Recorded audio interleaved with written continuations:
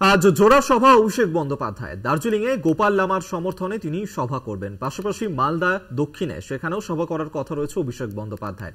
সেখানকার তৃণমূল প্রার্থী শাহনওয়াজ আলী রায়হানের সমর্থনে আজকে সভা করবেন অভিষেক বন্দ্যোপাধ্যায় এবং দুটি জেলাতে আজকে তার সভা রয়েছে। আমরা এই নিয়ে বিস্তারিত জানবো। আমাদের সঙ্গে এই মুহূর্তে টেলিফোনে রয়েছেন বিশেষ প্রতিনিধি দেবজ্যোতি ঘোষ।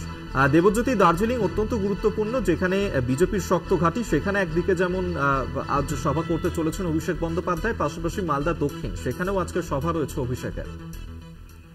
দেখো, আজকে অভিষেক বন্দ্যোপাধ্যায়ের জোড়া সভা রয়েছে। প্রথম সভাটি রয়েছে দার্জিলিং লোকসভা কেন্দ্রের তৃণমূল কংগ্রেস প্রার্থী গোপাল লামার সমর্থনে সভাটি হবে এবং টাউনশিপ ময়দানে এই সভাটি হবে। অন্যদিকে দ্বিতীয় সভাটি মালদা দক্ষিণ লোকসভা কেন্দ্রের তৃণমূল কংগ্রেস প্রার্থী শাহনওয়াজ আলী রায়হানের হয়ে প্রচার করবেন।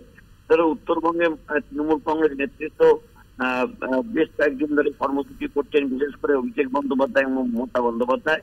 এবং আজ উত্তরবঙ্গে তৃণমূল কংগ্রেস নেতা দেবও তিনি রায়গঞ্জ তিনি যাচ্ছেন আজকে বালুরঘাটে সভা করতে। সেই জায়গাতে উত্তরবঙ্গে তৃণমূল কংগ্রেস রাজনৈতিকভাবে অত্যন্ত গুরুত্ব দিচ্ছে।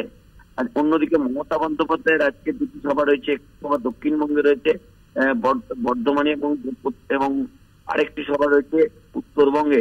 অর্থাৎ তৃণমূল কংগ্রেসের পক্ষ থেকে উত্তরবঙ্গ দক্ষিণবঙ্গকে গুরুত্ব দেওয়া হলেও উত্তরবঙ্গকে বিশেষ গুরুত্ব দেওয়া হচ্ছে, কারণ উত্তরবঙ্গের যে 7টি আসন রয়েছে সেই 7টি আসনে গতবারে তৃণমূল কংগ্রেসের হাতছাড়া হয়েছিল। সেই জায়গাতে তৃণমূল কংগ্রেসের পক্ষ থেকে এই উত্তরবঙ্গকে বিশেষ গুরুত্ব দেওয়া হচ্ছে। উত্তরবঙ্গে যে প্রথম দফায় যে 3টি আসনের নির্বাচন হয়েছে সেখানে তৃণমূল কংগ্রেস আশানুরূপ ফল করবেন বলে আশা প্রকাশ করেছেন তৃণমূল নেতৃত্ব।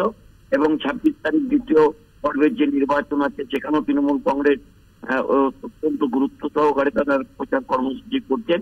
সেই দিক থেকে অভিষেক বন্দ্যোপাধ্যায়ের আজকের কর্মসূচি অত্যন্ত গুরুত্বপূর্ণ। ধন্যবাদ তোমায়। বিশেষ প্রতিনিধি দেবজ্যোতি ঘোষ টেলিফোনে ছিলেন।